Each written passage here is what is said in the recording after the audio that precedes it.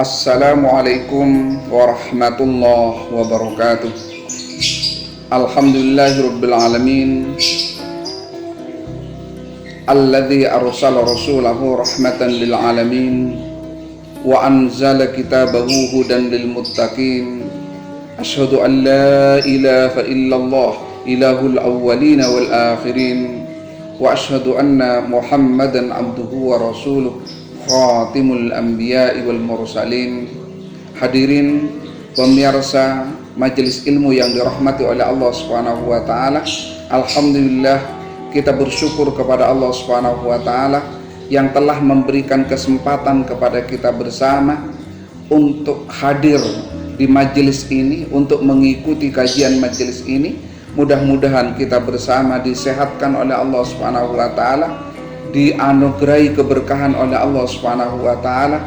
Mudah-mudahan segala urusan kita dimudahkan oleh Allah Subhanahu wa taala, dan mudah-mudahan kita ditakdirkan sukses dan bahagia baik di dunia maupun di akhirat kelak.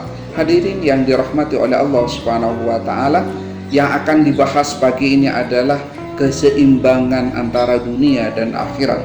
Rasulullah sallallahu alaihi wasallam bersabda, "Ikmal li dunyaka ka'annaka ta'ishu abada wa'mal li akhiratika ka'annaka tamutu ghada." Kerjakan duniamu seakan-akan engkau tidak akan pernah mati, dan kerjakan akhiratmu seakan-akan engkau akan mati besok. Hadirin yang dirahmati oleh Allah Subhanahu wa taala, kita dianjurkan oleh agama agar kita mengerjakan dunia ini dengan serius, agar memanage dunia dengan serius, mencari harta dengan serius, mencari kedudukan dengan serius. Kenapa? Rasulullah SAW bersabda dalam sebuah hadis yang lain, "Al-mu'minul qawiyyu khairun wa ahabbu ilallah minal mu'minid dha'if." Mukmin yang kuat itu lebih dicintai oleh Allah Subhanahu wa taala daripada mukmin yang lemah. Kenapa demikian?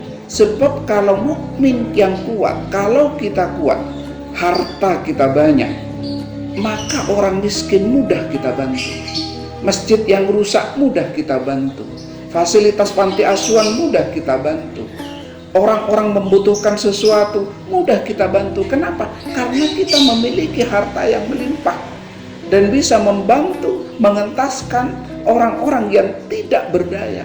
Hadir yang dirahmati oleh Allah Subhanahu wa taala, sebaliknya, kalau kita tidak memiliki harta, masjid butuh bantuan, kita sulit untuk membantu. Anak yatim butuh bantuan, kita sulit untuk membantu. Tetangga kita yang kelaparan, kita sulit membantu. Kenapa? Karena kita pun tidak memiliki harta yang cukup.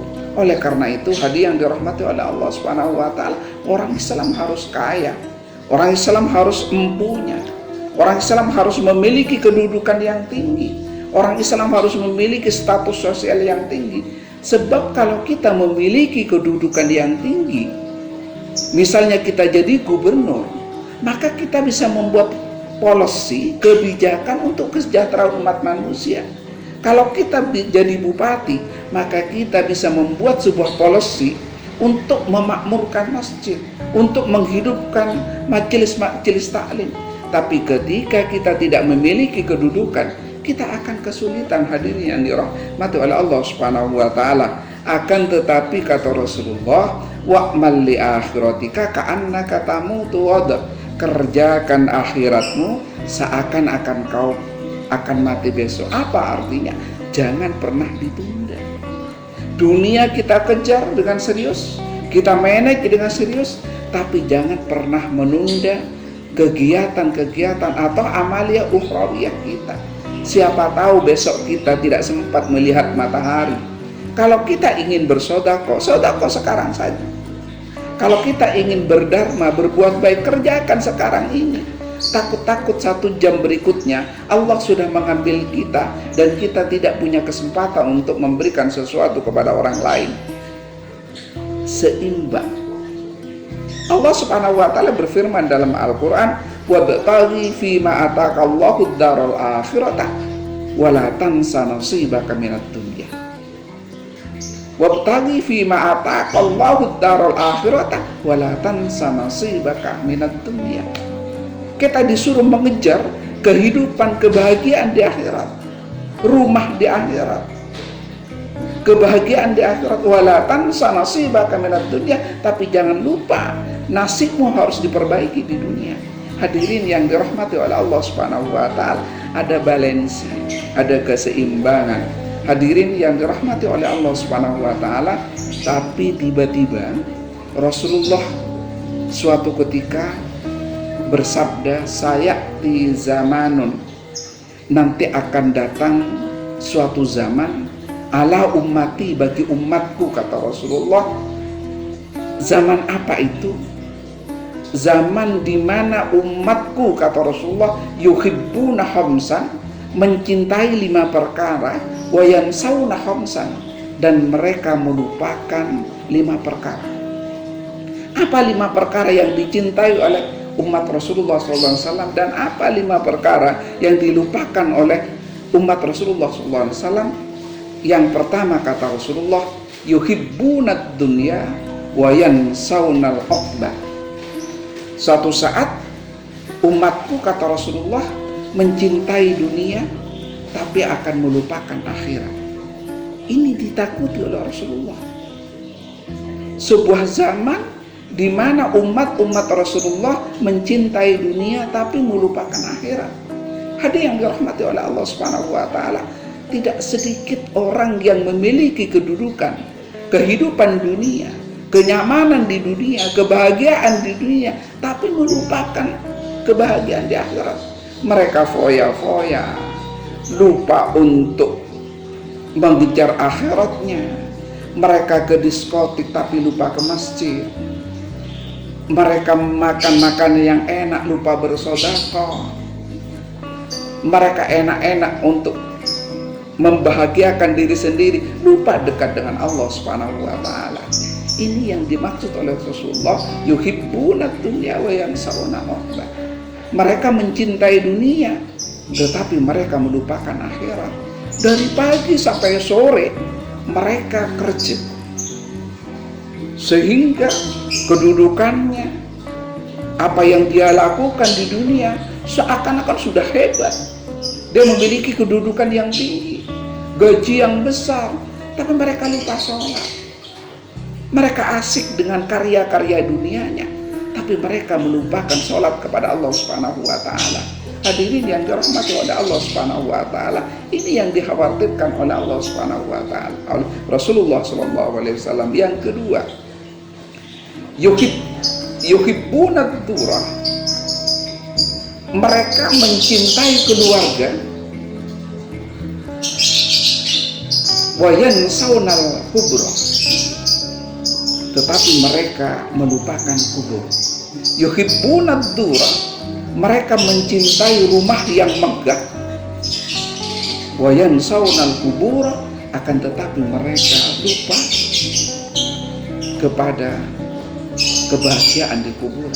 Hadirin yang dirahmati oleh Allah Subhanahu wa taala, yang ditakutkan yang kedua oleh Rasulullah SAW, mereka membangun rumah begitu megah, mereka membangun istana, kehidupannya begitu megah, tapi mereka melupakan kuburan, melupakan bahwa dia akan dikubur kelak. Hadirin yang dirahmati oleh Allah Subhanahu wa taala, siapa orang ini? Adalah orang yang konsentrasinya mengumpulkan harta, membuat rumahnya hebat, tetapi lupa menginvestasikan dirinya untuk kebahagiaan nanti di akhirat. Hadirin yang dirahmati oleh Allah Subhanahu wa taala, kita harus seimbang. Kebahagiaan di dunia, rumahnya megah, tapi kita juga membangun rumah kuburan kita, itu juga megah. Bagaimana caranya? Hiasi rumah yang megah itu dengan bacaan Al-Quran. Hiasi rumah yang megah itu dengan sholat 5 waktu yang tepat. Hiasi rumah yang megah itu dengan tahajud kepada Allah Subhanahu wa taala. Hiasi rumah yang megah itu dengan amalia-amalia yang membuat kehidupan di kubur kita nanti bahagia. Yang ketiga, yuhibbunal mala. Umatku, kata Rasulullah, akan mencintai harta, wa yansawnal hisab, tetapi akan melupakan hisab, pertanggungjawaban dari harta itu. Hadirin yang dirahmati oleh Allah Subhanahu wa taala, hartanya begitu banyak, hartanya menumpuk, uang di bank begitu banyak, deposito begitu banyak, tapi mereka melupakan tentang hisabnya. Ada 3 hal yang harus dipikirkan dari harta. Yang pertama, halal atau tidak. Yang kedua, dari mana dia mendapatkan harta itu? Dari sesuatu yang benar atau yang salah?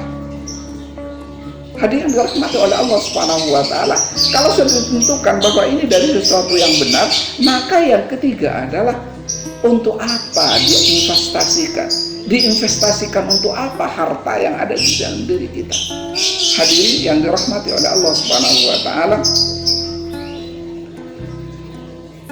harta yang kita miliki adalah titipan Allah Subhanahu wa taala. Ada 2,5% yang sebenarnya bukan milik kita tapi dititipkan oleh Allah Subhanahu wa taala. Kalau kita punya uang 1 juta, ada 25.000 yang harus dikeluarkan untuk orang yang berhak. Kalau kita punya uang 10 juta, ada 250.000 yang harus diberikan kepada orang lain yang berhak. 2,5% dari harta kita harus diinfakkan. Hadirin yang dirahmati oleh Allah Subhanahu wa taala, lan tanalul birra hatta tunfiqu mimma tuhibbun. Kita tidak dianggap orang yang baik sampai kita menafkahkan apa yang kita miliki, apa yang kita sukai. Hadirin yang dirahmati oleh Allah Subhanahu wa taala, harta itu hanya titipan. Harta yang sebenarnya adalah harta yang kita sedekahkan. Harta yang ada di bank belum tentu harta kita. Deposito yang ada di bank belum tentu milik kita. Tanah yang ada di mana-mana belum tentu milik kita. Karena kalau kita mati kita tidak membawanya. Uang di bank belum tentu milik kita. Kalau kita sakit, maka harta itu miliknya dokter. Kalau kita kecelakaan dan harus mengganti biaya kepada orang lain, maka harta itu milik orang lain. Rumah itu belum tentu milik kita. Bisa saja rumah itu milik orang lain. Ketika kita kena musibah dan rumah kita harus terjual, maka harta itu milik orang lain. Maka harta yang kita miliki adalah harta yang kita infakkan kepada orang lain, yang kita sedekahkan kepada orang lain, yang kita dermakan kepada orang lain. Hadirin yang dirahmati oleh Allah Subhanahu wa taala, uang 1 juta yang dibelikan semen untuk masjid, ya itulah harta kita yang sebenarnya. Itu tidak akan pernah tergantikan. Uang 5 juta yang kita bantukan kepada panti asuhan, itulah sebenarnya substansi dari hakikat daripada harta kita. Hadirin yang dirahmati oleh Allah Subhanahu wa taala, jangan pernah khawatir. Harta yang kita berikan kepada orang lain akan kembali kepada kita. Bukankah Allah Subhanahu wa taala berfirman di dalam Al-Qur'an, setiap apa yang kita perbuat maka akan tumbuh 7. Fi kulli sumbulatin mi'atu habbah. Dari 7 itu tumbuh lagi 100. Sahabat bertanya kepada Rasulullah, apa itu artinya Rasulullah? Ya Rasulullah menjawab, kalau engkau sedekah 1 dinar, maka Allah akan mengembalikan 7 dinar. Kalau kita sedekah 1 juta, maka Allah akan mengembalikan 7 juta. Kalau kita sedekah 5 juta, maka Allah akan mengembalikan 35 juta. Kenapa seperti itu? Allah yang berjanji bahwa akan dikembalikan 7 kali lipat. Allah tidak membatasi apakah pengembali itu di dunia maupun di akhirat. Mungkin bisa di dunia, mungkin juga bisa di akhirat, mungkin dua-duanya. Hadirin yang dirahmati oleh Allah Subhanahu wa taala, pernah suatu ketika mayat curhat kepada Allah Subhanahu wa taala. Ini diabadikan oleh Allah Subhanahu wa taala di dalam Al-Qur'an. Kata mayat, Rabbi Tuhanku, laula akhortani ila ajalin qarib, seandainya kau mengundurkan sedikit saja ya Allah dari kematianku, la as-sodakoh, niscaya aku sodakoh. Kenapa?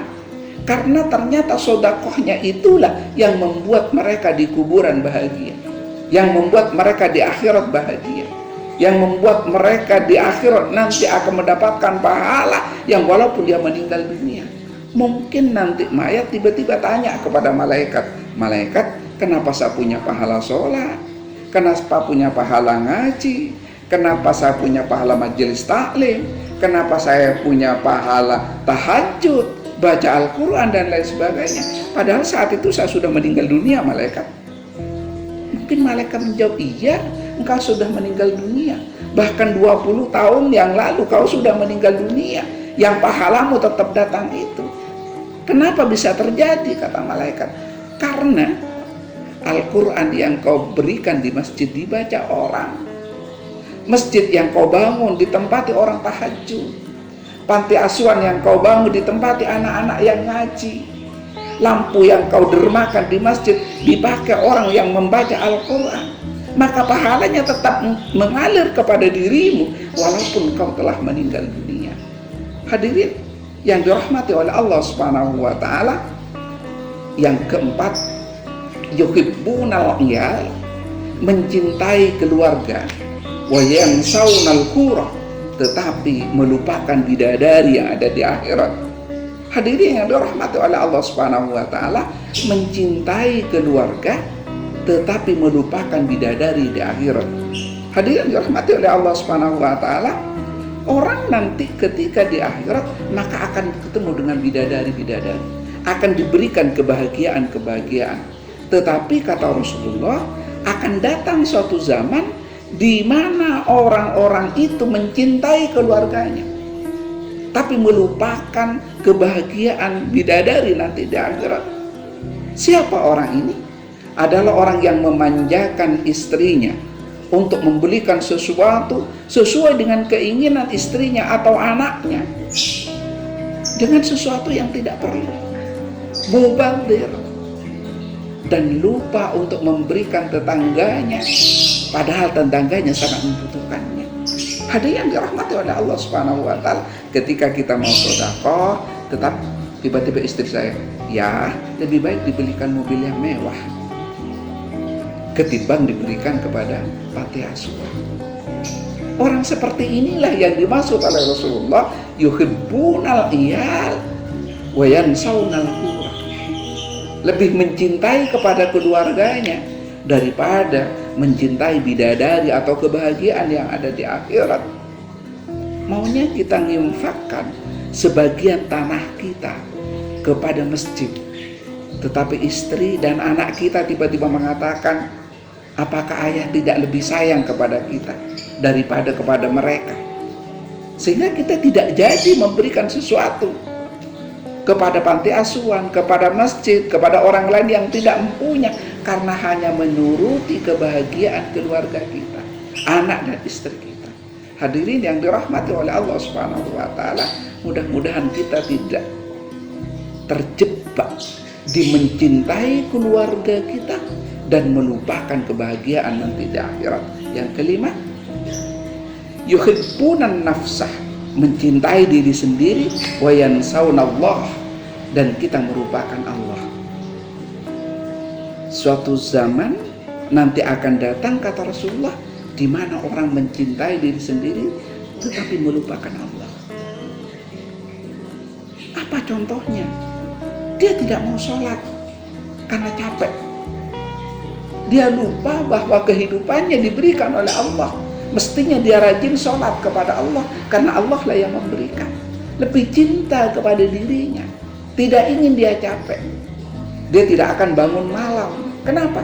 Bangun malam dingin, ngambil wudhu dingin. Dia lebih mencintai fisiknya daripada mengabdi kepada Allah Subhanahu wa taala. Padahal Allah Subhanahu wa taala berfirman, aku tidak akan pernah menciptakan jin manusia illa liya'budun, kecuali menyembahku, kata Allah Subhanahu wa taala. Wa ma khalaqtul jinna wal insa illa liya'budun, dan tidak akan pernah kuciptakan jin dan manusia kecuali menyembahku, kata Allah. Nah, orang ini terbalik. Dia lebih mencintai dirinya sendiri daripada Allah Subhanahu wa taala. Mau berpuasa, jangan puasa kan lapar, puasa kan haus, puasa nanti membuat badan kita lemas. Nggak peduli dengan Allah, tidak peduli dengan agama, Orang seperti inilah yang dikategorikan yuhibbunan nafsa, lebih mencintai diri sendiri daripada mencintai Allah Subhanahu wa taala. Hum, kata Rasulullah, mereka itu yang punya 5 kategori yang seperti itu. Hum minni bara'un, mereka dariku jauh. Wa ana bari'um minhum, dan aku jauh dari mereka. Hum minni bara'un, mereka dariku jauh dan aku jauh dari mereka. Hadirin yang dirahmati oleh Allah Subhanahu wa taala, kalau Rasulullah sudah menyampaikan jauh, berarti kita jauh dari kebahagiaan di akhirat. Sebab Rasulullah akan dekat dengan surga, Rasulullah akan dekat dengan kebahagiaan di surga. Maka orang yang jauh dari Rasulullah, maka jauh dari kebahagiaan nanti di akhirat. Hadirin yang dirahmati oleh Allah Subhanahu wa taala, mudah-mudahan yang sedikit ini memberikan pencerahan bagi saya pribadi, bagi kita bersama. Mudah-mudahan Allah Subhanahu wa taala selalu memberikan hidayah kepada kita bersama. Wassalamualaikum warahmatullahi wabarakatuh.